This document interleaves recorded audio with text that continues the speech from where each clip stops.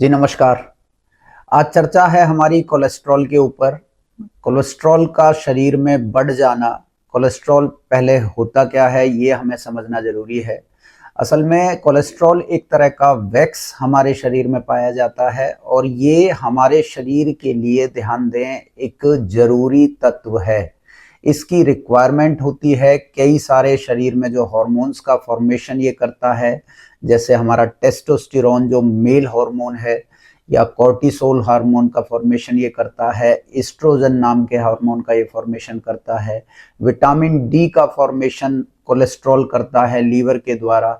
ये लीवर के द्वारा प्रोड्यूस होता है हमारे शरीर में और बहुत से शरीर के इम्पोर्टेंट काम ये करता है। हमारे शरीर के जो छोटे छोटे सेल जो होते हैं, मतलब जो हमारा सबसे छोटी इकाई है हमारी बॉडी की, हमारे सेल का फॉर्मेशन ये करता है, जो उसकी मेम्ब्रेन है उसका फॉर्मेशन ये करता है। तो कोलेस्ट्रॉल जो है हमारे शरीर के लिए जरूरी है, बट अगर ये इसका जो अमाउंट है, अगर ये ज्यादा हमारे शरीर में बढ़ जाए तो ये एक साइलेंट किलर की तरह एक्ट करता है।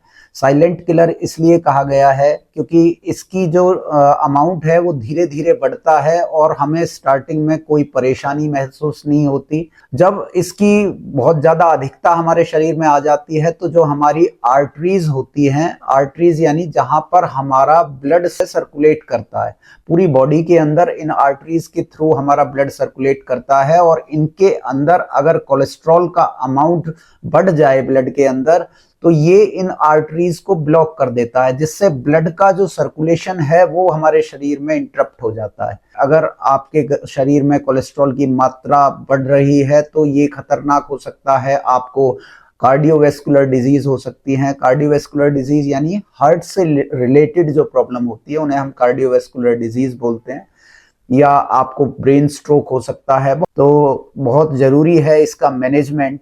आज इसके मैनेजमेंट पर हमारी चर्चा है, मैं आचार्य संदीप आपके अपने यूट्यूब चैनल के साथ। तो दोस्तों, पहली चीज तो मैं ये कहना चाहूंगा कि कोलेस्ट्रॉल को कम करने के लिए सबसे पहले हमें अपने खान पान को सही करना जरूरी है। असल में हमें अपने शरीर में जो ये कोलेस्ट्रॉल होता है ये लाइपोप्रोटीन के रूप में हमारे पूरी बॉडी के अंदर ट्रेवल करता है ब्लड के थ्रू, और ये दो तरह के होते हैं। एक होते हैं एचडीएल और एक होता है एलडीएल।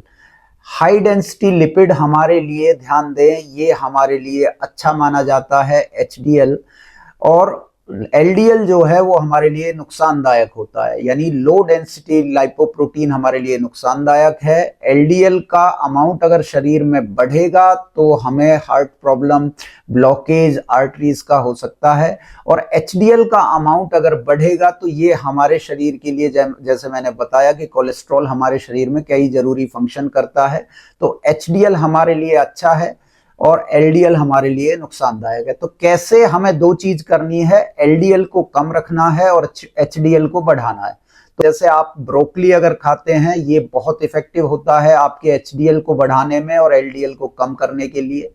आप बादाम खा सकते हैं, अखरोट खा सकते हैं, क्योंकि ओमेगा 3 फैटी एसिड हमारे कोलेस्ट्रॉल को मैनेज करता है। एक चीज और ध्यान रखेंगे, जितने भी प्लांट बेस्ड फूड होते हैं, ध्यान दें, प्लांट कोलेस्ट्रॉल नहीं बना सकते, तो प्लांट बेस्ड फूड हमारे लिए अच्छे हैं। प्लांट से आप कोई भी हरी सब्जियां खाते हैं वो आपके लिए इफेक्टिव हैं। आप ओट्स खा सकते हैं, ओट्स बहुत इफेक्टिव होता है आपके कोलेस्ट्रॉल को कम करने के लिए। सोयाबीन से रिलेटेड जितने भी प्रोडक्ट होते हैं वो सारे आपके इफेक्टिव होते हैं, आपके एलडीएल को वो डाउन करके रखते हैं। तो आपको क्या करना है, आपको सबसे पहले अपनी डाइट में आप चेंजेस करें। आप देखिए कि आपका कोलेस्ट्रॉल किन कारणों से बढ़ रहा है। जितने भी लोग मांसाहारी होते हैं, जो नॉन वेजिटेरियन होते हैं, उनका कोलेस्ट्रॉल बहुत हाई होने के चांसेस होते हैं, क्योंकि एनिमल ही कोलेस्ट्रॉल बना सकता है।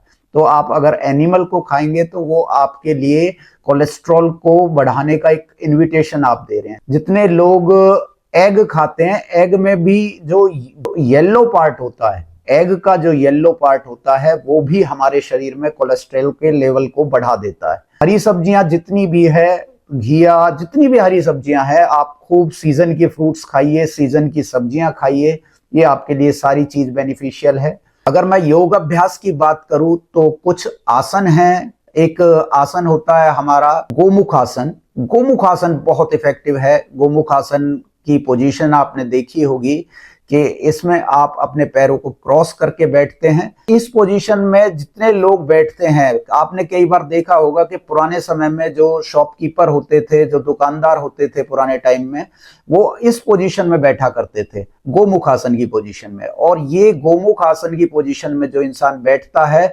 उसके ट्राइग्लिसराइड, उसका कोलेस्ट्रॉल लेवल कभी भी हाई नहीं होगा। इस गोमुख आसन से आपका जो लीवर है वो स्वस्थ रहता है। अगर आपका लीवर स्वस्थ है तो आपका कोलेस्ट्रॉल का लेवल ठीक रहेगा। जब भी आपको समय मिले तो आप बैठिए, कोशिश करें गोमुख आसन में बैठने की। इसके अलावा आपके लिए हल आसन बहुत इफेक्टिव रहेगा।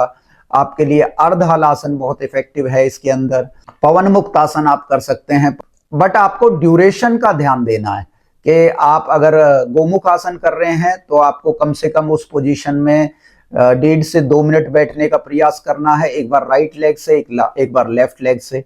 आप पवन मुक्त आसन का अभ्यास कर रहे हैं तो कम से कम 30 सेकेंड आप उस पोजीशन में स्टे करें। आप अर्ध हल आसन में भी आप 30 सेकेंड का टाइम दें और 3-3 सेट हर आसन के करें। तो कौन कौन से आसन आपको करने हैं? सबसे महत्वपूर्ण आसन है आपका गोमुख आसन, सेकंड है आपका पवन मुक्त आसन, थर्ड है आपका हल आसन और फोर्थ है आपका अर्ध हल आसन। इन आसनों के अलावा एक कपालभाति क्रिया आप अगर करते हैं, कम से कम 5 मिनट डेली अभ्यास आप करते हैं, तो ये काफ़ी इफेक्टिव रहेगा आपके कोलेस्ट्रॉल के मैनेजमेंट में।